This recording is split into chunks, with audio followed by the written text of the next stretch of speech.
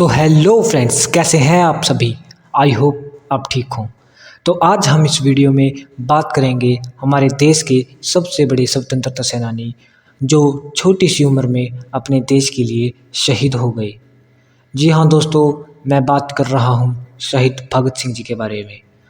हमारे देश को आज़ाद करवाने में शहीद भगत सिंह जी का अहम योगदान रहा।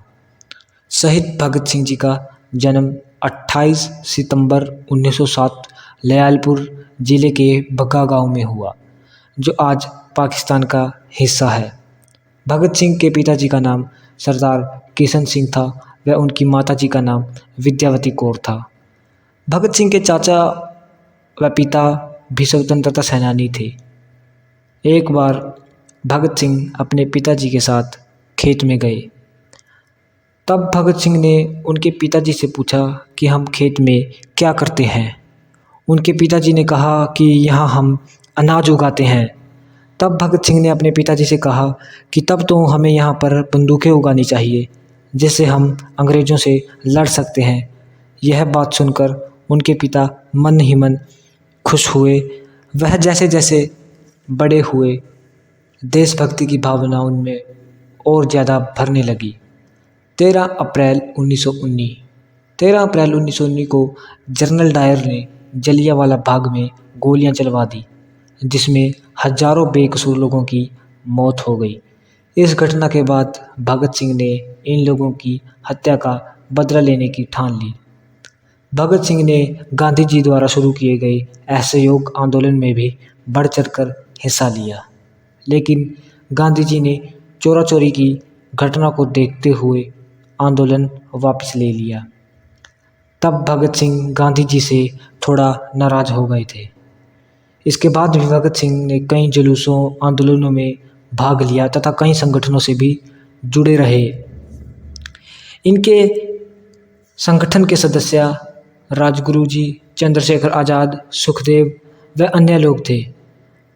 1928 में साइमन कमीशन भारत आया, जिसका विरोध इनके संगठन द्वारा किया गया। फिर सभी प्रदर्शनकारियों पर लाठीचार्ज कर दिया गया, जिसकी वजह से लाला लाजपत राय जी की मृत्यु हो गई। इसके बाद भगत सिंह व उनके साथियों ने लाला लाजपत राय के हत्यारे स्कॉट को मारने की योजना बनाई। स्कॉट एक ब्रिटिश पुलिस अधिकारी था। 17 दिसंबर 1928 को भगत सिंह व राजगुरु लाहौर पुलिस स्टेशन पर तैनात हो गए, लेकिन उस दिन स्कॉट की जगह सॉन्डर्स पुलिस स्टेशन से बाहर आया। सॉन्डर्स को देखकर भगत सिंह तथा राजगुरु ने मिलकर उसको गोलियों से मार दिया। 8 अप्रैल 1929 को अंग्रेज़ों ने एक मजदूर विरोधी बिल पास करना चाहा, लेकिन भगत सिंह, राजगुरु, सुखदेव को यह मंजूर नहीं था।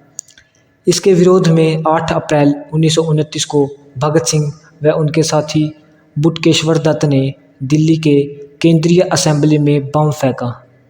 भगत सिंह का मकसद किसी की जान लेना नहीं था, इसलिए यह बम सिर्फ आवाज़ व धुआं करने थे। बम फेंकने के बाद उन्होंने इंकलाब जिंदाबाद के नारे लगाने शुरू कर दिए और अपनी गिरफ्तारी दी। जिस जेल में ये वह दोनों बंद थे, उसमें भारतीय कैदियों के साथ अच्छा व्यवहार नहीं होता था। जून 1929 में इसके विरोध में भगत सिंह व बटुकेश्वर दत्त भूख हड़ताल पर बैठ गए। इनकी भूख हड़ताल तोड़वाने के लिए अंग्रेज़ों ने उन पर बहुत जुल्म किए। आखिरकार सरकार इनके आगे झुक गई और इनकी सारी शर्तें मान ली गई। भगत सिंह व उनके साथी बटुकेश्वर दत्त 116 दिन तक भूखे रहे।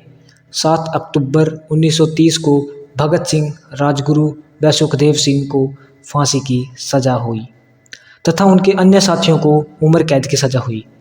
23 मार्च 1931 को फांसी का दिन था।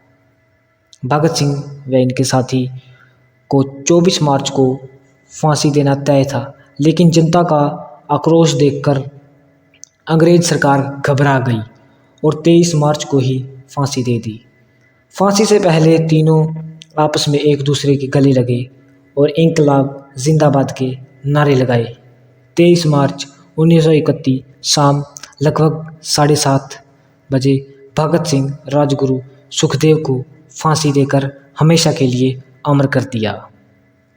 फांसी के बाद उनके शरीरों के टुकड़े करके बोरियों में डालकर तेल डालकर जला दिया, लेकिन यह सब गांव वालों ने देख लिया।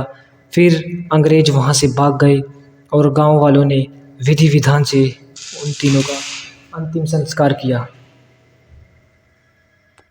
अंतिम संस्कार होने के बाद वह सदा सदा के लिए हमारे दिलों में समा गए।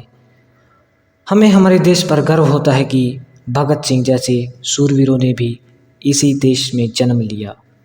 तो दोस्तों, आज के लिए इस वीडियो में बस इतना ही। अगर वीडियो अच्छी लगी हो तो लाइक करें और हमारे चैनल को सब्सक्राइब करें। Thanks for watching.